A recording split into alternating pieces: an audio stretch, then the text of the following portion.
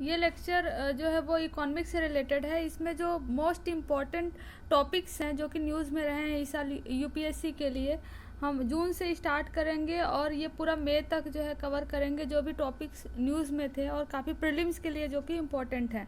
ठीक है, तो हम टॉपिक वाइज स्टार्ट करते हैं।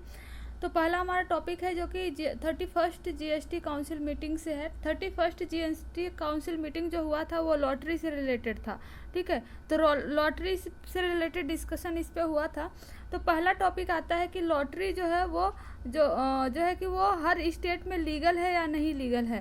तो ये सारे स्टेट में जो है लॉटरी सिस्टम नहीं है, सारे स्टेट में लॉटरी लीगल नहीं है। कुछ स्टेट जो है अभी भी लॉटरी सिस्टम चलाती हैं और कुछ इस पे जो है बैन कर चुकी हैं। लॉटरी सिस्टम दो तरीके की होती है। लॉटरी सिस्टम जो ऑर्गेनाइज किया जाता है दो तरीके को होता है। एक तो होता है स्टेट ऑर्गेनाइज, ठीक है, दो तरीके को होती है। एक स्टेट ऑर्गेनाइज होता है, दूसरा होता है स्टेट ऑथोराइज लॉटरी सिस्टम। एक स्टेट ऑथोराइज लॉटरी सिस्टम होता है। स्टेट ऑर्गेनाइज जो होता है इसमें स्टेट गवर्नमेंट जो है अपनी खुद कराती है। ठीक है, गवर्नमेंट खुद कराती है। जो स्टेट ऑथोराइज होता है उसमें गवर्नमेंट किसी प्राइवेट कंपनी को बोलती है कि वो लॉटरी सिस्टम को ऑर्गेनाइज कराए। जिसमें स्टेट खुद ऑथोराइज होता है, स्टेट खुद लॉटरी सिस्टम करवाती है, वो सिर्फ और सिर्फ एक ही स्टेट में कराएगी जिसमें जिसकी गवर्नमेंट है। ठीक है, अगर स्टेट ऑथोराइज होता है, कोई प्राइवेट कंपनी होती है, तो हमें पता है क्योंकि वो प्रॉफिट के बेस पे होती है, तो मोर देन वो कई स्टेटों में भी अपनी लॉटरी को जो टिकट्स हैं उसको बांट सकती है। तो ये दोनों में बेसिक डिफरेंस है और इस साल के लिए लॉटरी सिस्टम जो है काफ़ी इंपॉर्टेंट है और काफ़ी न्यूज़ में भी रहा। सेकेंड टॉपिक हमारा है यूके सिन्हा कमेटी के रिकमेंडेशन से रिलेटेड है। ठीक है, तो यूके सिन्हा कमेटी के रिकमेंडेशन से रिलेटेड है। Very important topic for this year for the prelims economics में, क्योंकि देखो एमएसएमई सेक्टर जो है, एमएसएमई सेक्टर में लोन दिया जो जाता था वो फ्री कोलैटरल बेस पे जो लोन दिया जाता था उसको डबल करने की बात की गई। देखो कोलैटरल और फ्री कोलैटरल में क्या डिफरेंस होता है। जब कोई लोन लेता है, सपोज कोई लोन ले रहा है, हाउसिंग लोन ले रहा है, तो कैपिटल के फॉर्म में उसका क्या होता है कि हाउस के बारे में डिटेल वगैरह देना होता है और वो कैपिटल के फॉर्म में रखा जाता है। या तो कोई अपने जो है कि ज़मीन पे लैंड लोन ले रहा है तो इस तरीके से। लेकिन जो एमएसएमई सेक्टर में जो कि छोटे से कुछ स्टार्ट करना चाहता है तो उसके लिए क्या वो रखेगा। ठीक है, तो एमएसएमई सेक्टर के लिए फ्री कोलैटरल लोन दिया जाता था। तो इसी को यूके सिन्हा कमेटी ने रिकमेंडेशन दिया कि इसको जो है कि डबल कर दो। इस जो लोन दिया जाता था उसको डबल करने की बात की गई है। एज पर नाउ अभी तक जो है कि मैक्सिमम जो है वो 10 लाख रुपीज़ है जो कि एमएसएमई सेक्टर में बिना विदाउट कोलैटरल जो कि लोन दिया जाता है। ठीक है, तो ये बहुत ही इंपॉर्टेंट टॉपिक है। और पहला ये कि यूके सिन्हा कमेटी किससे रिलेटेड है, दूसरा मैक्सिमम जो है अभी तक एमएसएमई सेक्टर में कितने लोन दिए जाते हैं, और फिर थर्ड पॉइंट एक आता है कि credit guarantee fund trust. Credit guarantee fund trust जो है for micro and small enterprises के लिए ये किसके द्वारा सेटअप की जाती है। तो credit guarantee fund trust setup की जाती है गवर्नमेंट ऑफ इंडिया के द्वारा प्लस जो है सिडबी के द्वारा। तो SIDBI and government of India दोनों मिलकर किसको सेटअप करती है, क्रेडिट गारंटी फंड ट्रस्ट। ये भी टॉपिक वेरी वेरी इंपॉर्टेंट है for this prelims for this year 2020। Next है आईबीसी से रिलेटेड है। IBC means for the insolvency and bankruptcy code. IBC में क्या होता है कि देखो सपोज कोई कंपनी है, ठीक है, कोई बिजनेसमैन है जिसने लोन लिया। लोन वो कहाँ से ले सकता है बिजनेस स्टार्ट करने के लिए, वो या तो बैंक से ले सकता है, ठीक है, और या तो फिर वो मार्केट से ले सकता है लोन। ठीक है, और मार्केट से लेगा या किसी शेयर मतलब बेच सकता है, इस तरीके से शेयर दे सकता है अपना। तो इस तरीके से जो लोन लेगा तो दो तरीके से लोन ले सकता है। ये जो बैंक से लेंड करेगा, बैंक से जो लोन लेगा उसको बोलते हैं फाइनेंशियल क्रेडिटर्स। ठीक है, और जो मार्केट से लोन लेगा उसको बोलते हैं ऑपरेशनल क्रेडिटर्स। ठीक है, ऑपरेशनल क्रेडिटर्स। तो जब भी सपोज कोई कंपनी सही से अपना लोन रीपे नहीं कर पाई तो और उसमें दिवालिया हो गई, तो ऐसे कंडीशन में फाइनेंशियल क्रेडिटर्स और ऑपरेशनल क्रेडिटर्स दोनों जो है सॉरी एनसीएलटी में जा सकते हैं। मतलब कि नेशनल कंपनी लॉ ट्रिब्यूनल में बैंकरप्सी के लिए दोनों ही जा सकते हैं। ठीक है, अगर पूछे कि फाइनेंशियल क्रेडिटर्स जा सकते हैं, ऑपरेशनल क्रेडिटर्स नहीं, या दोनों जा सकते हैं, तो इसमें दोनों जा सकते हैं। ये बहुत ही इंपॉर्टेंट टॉपिक है, इंपॉर्टेंट पॉइंट है। और सेकंड पॉइंट ये है, क्योंकि बैंक जो है फाइनेंशियल क्रेडिटर्स, मार्केट जो ऑपरेशनल क्रेडिटर्स, तो इन दोनों में खासकर प्रायोरिटी में काफ़ी प्रॉब्लम हो रही थी, तभी अमेंडमेंट करके ये जो कर दिया कि फाइनेंशियल क्रेडिटर्स जो हैं, फाइनेंशियल क्रेडिटर्स को मोर प्रेफरेंस दिया जाएगा ऑपरेशनल क्रेडिटर से। सेकेंड इम्पोर्टेंट, ये भी बहुत इंपॉर्टेंट टॉपिक है कि किसको ज़्यादा जो है कि प्रेफरेंस दिया जाएगा फाइनेंशियल क्रेडिटर्स को ज़्यादा दिया जाएगा ऑपरेशनल क्रेडिटर से। तो ये दो इम्पॉर्टेंट टॉपिक थे, दो इम्पॉर्टेंट पॉइंट थे for this year UPSC prelims. Next है एग्रीकल्चर सब्सिडी से रिलेटेड है। हमें पता है कि गवर्नमेंट ऑफ इंडिया जो है कि एग्रीकल्चर सब्सिडी बहुत ज़्यादा प्रोवाइड करती है, ठीक है। तो ऐसे कंडीशन में बहुत सारे ऐसे कंट्रीज़ हैं जो WTO के अंदर में डिस्प्यूट रेजोल्यूशन मैकेनिज्म में इंडिया को ड्रैग करते हैं, ठीक है। खासकर USA की अगर बात करें तो USA सबसे ज़्यादा इस बात से चिढ़ता है कि इंडिया कितना ज़्यादा सब्सिडी प्रोवाइड करता है, जो कि मार्केट को डिस्टॉर्शन करता है, ठीक है। तो ऐसे में एक टर्म्स हमेशा न्यूज़ में रहता है जिसको बोलते हैं डी मिनिमिस। देखो डी मिनिमिस टर्म ये है कि जब एग्रीमेंट ऑन एग्रीकल्चर हुआ था WTO के अंदर में, ये जब ये एग्रीमेंट हुआ था तो ये डिसाइड हुआ था कि कोई भी कंट्री का जितना प्रोडक्शन है, ठीक है, जितना टोटल प्रोडक्शन है उसका 10% ही जो गवर्नमेंट है वहाँ की, वो क्या कर सकती है, सब्सिडी प्रोवाइड कर सकती है। लेकिन अभी एक रिपोर्ट के मुताबिक जो है देखें तो गवर्नमेंट इंडिया की जो है 11.4% लगभग सब्सिडी प्रोवाइड करती है as if in the field of the जो है कि जो एग्रीकल्चर है उस फील्ड में। तो ये काफ़ी न्यूज़ में रहता है डी मिनिमिस टर्म कि इंडिया जो डी मिनिमिस उसको उस चीज़ का पालन नहीं कर रही है। और दूसरे पूछ सकता है कि डी मिनिमिस किससे रिलेटेड है, एक तो है एग्रीकल्चर सब्सिडी से, दूसरे WTO से, ठीक है। तो ये काफ़ी इंपॉर्टेंट टॉपिक है, पॉइंट है यूपीएससी प्रीलिम्स के लिए। नेक्स्ट पॉइंट आता है India and RCEP, regional comprehensive economic partnership, ठीक है। तो इंडिया का देखो हमेशा ये बात चलता रहता है कि RCEP के साथ फ्री ट्रेड एग्रीमेंट को लेकर काफ़ी न्यूज़ में रहता है ये बातें। तो इंडिया इस चीज़ से एग्री नहीं कर रही है फ्री ट्रेड एग्रीमेंट से, क्योंकि RCEP मेंबर में ही चाइना भी है, जिससे सबसे ज़्यादा इंडिया सबसे ज़्यादा ट्रेड डेफिसिट में चलता है चाइना से। और इवन नॉट जस्ट चाइना, और 11 कंट्री हैं टोटल RCEP जिसमें इंडिया जो है ट्रेड डेफिसिट में है जिनसे। इसलिए नहीं चाहती इंडिया कि इस जो है कि ये फ्री ट्रेड का जो कॉन्सेप्ट है वो उसमें पार्टिसिपेट करे, ठीक है। तो India has trade deficit with 11, most of the जितने RCEP मेंबर हैं उनके साथ ट्रेड डेफिसिट में है। दूसरा सवाल पूछता है कि सार्क में, एशियान में एंड एशियान +6 में इंडिया किसका मेंबर है। देखो इंडिया जो मेंबर है वो सार्क का मेंबर है, ठीक है। इंडिया एशियान का मेंबर नहीं है, ये बहुत इंपॉर्टेंट है। India is not the member of the Asian country and but India is the member of Asian +6। तो सार्क एंड एशियन +6 का इंडिया मेंबर है एंड एशियन का मेंबर नहीं है।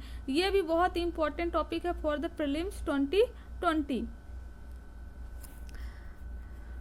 नेक्स्ट जो पॉइंट आता है वो GSP बेनिफिट से लेके आता है। देखो generalise system of the preferences, इसमें होता क्या है, सपोज इंडिया जो है कि इंडिया किसी कंट्री से ट्रेड करना चाहती है, ट्रेड मान लो XYZ जिससे करना चाहती है, तो ये कंट्रियां जो है कुछ अदर कंट्री के कंपेरिजन में इंडिया को कुछ ट्रेड जो है बेनिफिट, जो टैरिफ लगता है उससे बेनिफिट प्रोवाइड करती हैं, कुछ जो है फ्रीडम देती हैं, तो इसको GSP बेनिफिट बोलते हैं, ठीक है। तो इंडिया को जो GSP बेनिफिट है ये एक दो तीन ऐसे कंट्रियों से नहीं है, बहुत सारी कंट्रियों से इंडिया GSP बेनिफिट एंजॉय करता है। और सबसे ज़्यादा अगर देखें हाईएस्ट किस कंट्री से एंजॉय करता है, तो हाईएस्ट एंजॉय करता है USA, as a single country USA से एंजॉय करता है। बट यूरोपियन यूनियन की बात करें, यूरोपियन यूनियन में सबसे ज़्यादा GSP जो है इंडिया एंजॉय करता है, क्योंकि यूरोपियन यूनियन में हमें पता है कि 28 टोटल मेंबर्स हैं। तो इस वजह से अगर टोटल देखें तो यूरोपियन यूनियन से सबसे ज़्यादा एंजॉय करता है, और एक सिंगल कंट्री से देखें तो USA से सबसे ज़्यादा एंजॉय करता है। Not only the European union and USA but India also enjoy the GSP benefit from the Australia, Russia, New Zealand. Okay, तो नेक्स्ट टॉपिक है ये रहा, ये भी बहुत इंपॉर्टेंट टॉपिक है। इस साल प्रीलिम्स के लिए। नेक्स्ट सेविंग एंड इन्वेस्टमेंट से आता है। देखो जो सेविंग एंड इन्वेस्टमेंट है लगता है कि एक दूसरे से कैसे डिपेंडेंट हैं, ठीक है। देखो अगर सपोज कोई पर्सन डेली 100 रुपये कमा रहा है, लेट्स टेक एग्जांपल, अगर 100 रुपये कमा रहा है, अगर वो 80 रुपये का क्या कर रहा है, सेविंग कर रहा है और 20 रुपये कंज्यूम कर रहा है, तो जो सेविंग करेगा वो कहाँ करेगा, बैंक में करेगा। और जब बैंक में करेगा बैंक के पास पैसे आएंगे, बैंक के पास पैसे आएंगे क्या करेगा, बैंक लोगों को लोन देगा, ठीक है।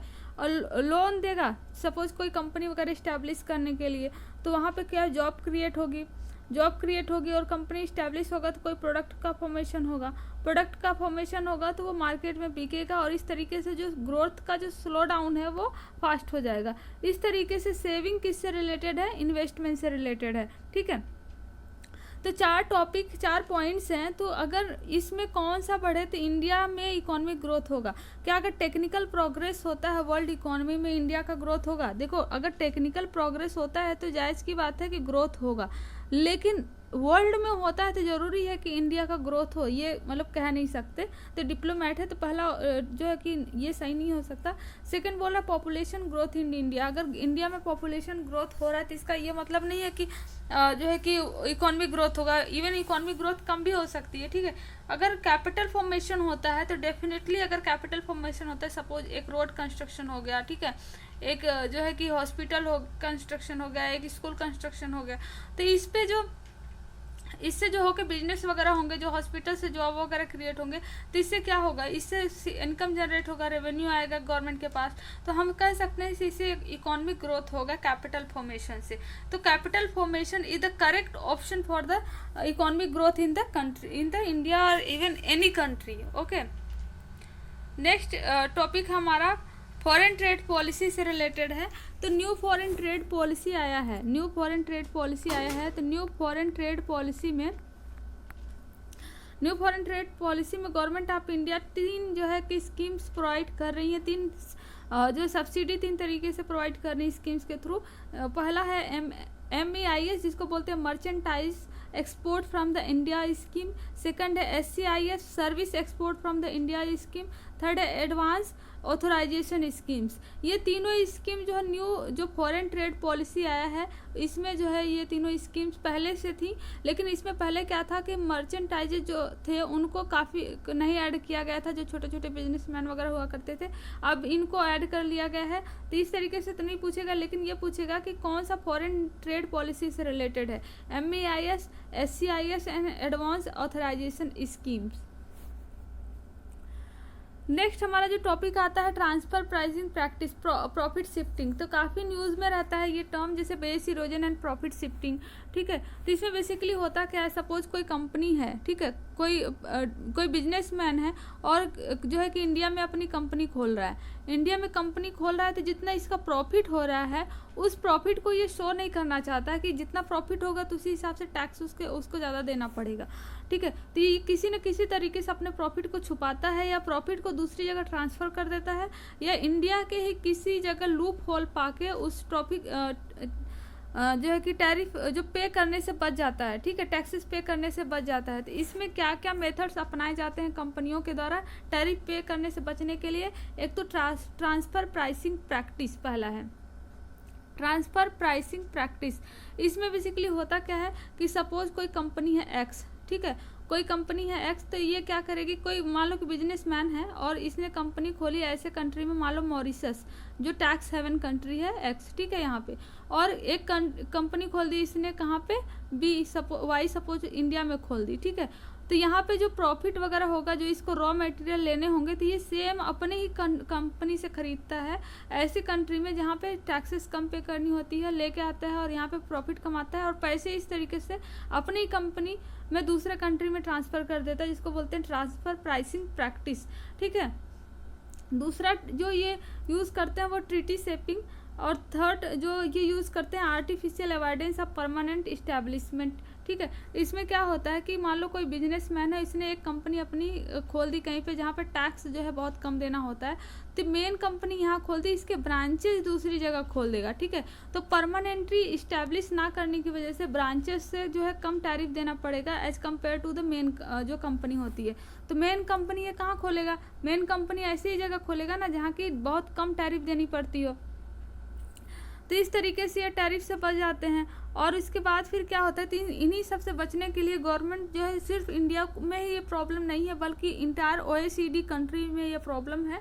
तो इस चीज़ से बचने के लिए कई सारे प्रैक्टिसेस किए जा रहे हैं। पहला प्रैक्टिस है जो इंट्रोड्यूस किया गया, to reduce the TPP, introduce the advance pricing agreement. Advance pricing agreement अगर पूछे क्या है, तो एडवांस प्राइसिंग एग्रीमेंट ऐसा टर्म है कि सपोज कोई कंपनी आ रही है अगर इंडिया में खोलने, तो यहाँ की गवर्नमेंट पहले से ही उनसे एग्रीमेंट करा लेंगे कि हमें इतने पैसे पहले ही रेवेन्यू के एज ए टैक्स के फॉर्म में चाहिए, ठीक है। तो इसको एडवांस प्राइसिंग एग्रीमेंट बोलते हैं।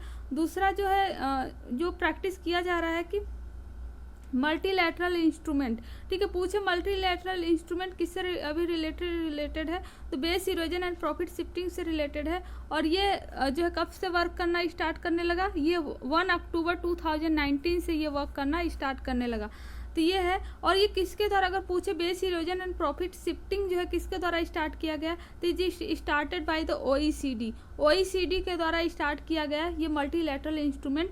किससे बचने के लिए, base erosion and profit shifting से बचने के लिए। और ये 1 अक्टूबर 2019 से ऑपरेटिंग हो गया, ठीक है। नेक्स्ट जो इम्पोर्टेंट टॉपिक है वो फिजिकल पॉलिसी फ्रेमवर्क से है, ठीक है। तो इसमें क्या हुआ था कि हायर बेसिकली जिस तरीके से गवर्नमेंट ऑफ इंडिया फोकस कर रही है फिजिकल डेफिसिट को कम करने के लिए, जो है कि इसका एक ऑब्जेक्टिव है इस फाइनेंशियल ईयर का।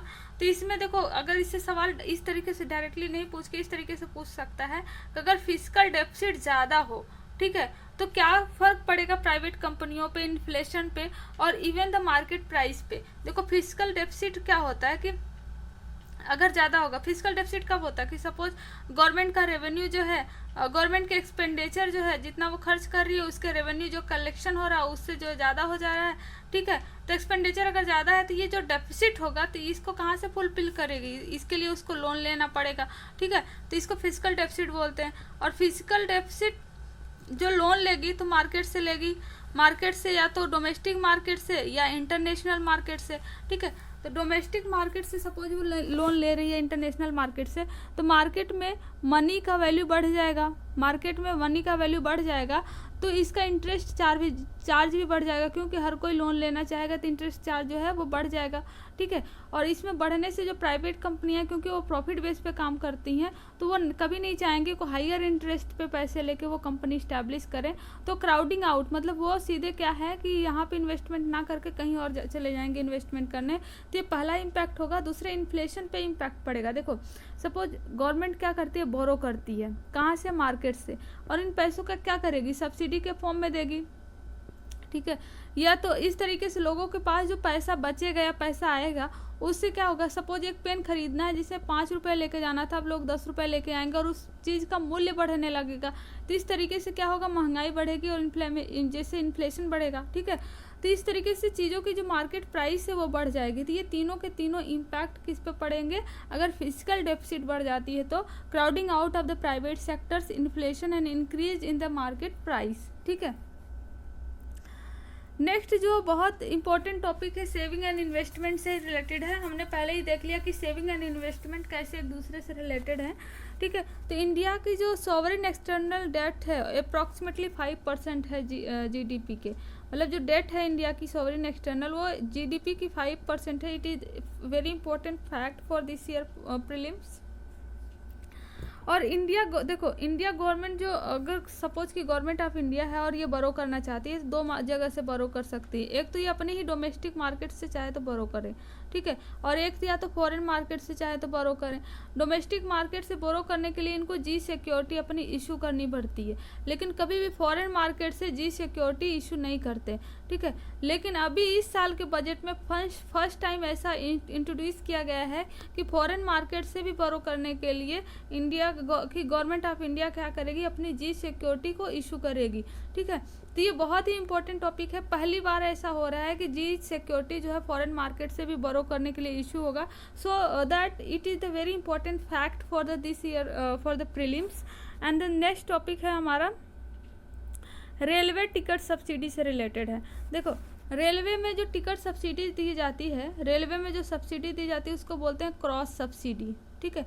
क्रॉस सब्सिडी कैसे बोलते हैं? देखो, रेलवे दो तरीके की होती हैं, एक तो पब्लिक रेलवे जिससे लोग ट्रेवल करते हैं, और दूसरा जो होती है जो गुड्स से रिलेटेड होती है, ट्रेवल होता है उससे, ठीक है, जिसको हिंदी में हम मालगाड़ी बोलते हैं। तो इसमें से जो चार्जेस लगते हैं, जिनके गुड्स वगैरह ट्रेवल करते हैं, उस पर एक्स्ट्रा चार्ज लगता है, ठीक है। एक्स्ट्रा चार्ज लग के इन एक्स्ट्रा मनी का जो पब्लिक जो रेलवे ट्रेन्स होती हैं उनमें क्या होता है कि सब्सिडी प्रोवाइड की जाती है। मतलब एक ही चीज़, एक ही सेक्टर के एक पार्ट से लेकर दूसरे सेक्टर में प्रोवाइड करना is the part of the, it is known as the cross subsidy, ठीक है। तो ये बहुत इंपॉर्टेंट फैक्ट है दिस ईयर। और क्रॉस सब्सिडी दूसरा टॉपिक है, पॉइंट है, क्या बस रेलवे सेक्टर में दिया जाता नहीं, इवन पावर सेक्टर में भी क्रॉस सब्सिडी दी जाती है। तो ये बहुत ही इंपॉर्टेंट फैक्ट है फॉर दिस ईयर प्रीलिम्स। और फिर दूसरा ये, क्योंकि ये इंपॉर्टेंट टॉपिक है कि जो रेलवेज में है अभी फर्स्ट टाइम जो है यहाँ पे प्राइवेट सेक्टर को अलाउ कर दिया गया ऑपरेट करने, प्राइवेट सेक्टर को अलाउ कर दिया गया। तो जो रेलवे में होता है दो पार्ट होता है, एक तो होता है इंफ्रास्ट्रक्चर, दूसरा होता है ऑपरेशनल, ठीक है। दूसरा जो ऑपरेशनल पार्ट होता है वो, तो इंफ्रास्ट्रक्चर में 100% अलाउ कर दिया गया है कि यहाँ पे प्राइवेट सेक्टर आएगी, इंफ्रास्ट्रक्चर डेवलप करेगी, अपना प्रॉफिट कमाएगी और फिर ट्रांसफ़र करके चली जाएगी। लेकिन ऑपरेशनल में, ठीक है, ऑपरेशनल में भी अभी गवर्नमेंट ऑफ इंडिया के द्वारा ऑन है ये, इसमें अभी भी जो है प्राइवेट सेक्टर को नहीं दिया गया है। तो अगर ये पूछे कि सारे जोन में जो है दे दिया गया है जो प्राइवेट सेक्टर को, तो यह रॉन्ग स्टेटमेंट होगा। वनली इन द इंफ्रास्ट्रक्चर में दिया गया, ऑपरेशनल सेक्टर अभी भी गवर्नमेंट ऑफ इंडिया के द्वारा ऑन है। तो ये बहुत ही इम्पोर्टेंट फैक्ट थे जो है कि इस साल के बहुत इंपॉर्टेंट फैक्ट हैं। ऐसे ही हम कंप्लीट करेंगे होल जून 2019 से मई 2020 तक जितने भी इम्पोर्टेंट फैक्ट हैं इकोनॉमिक्स से रिलेटेड, हम उसको डील करेंगे विथ MCQ।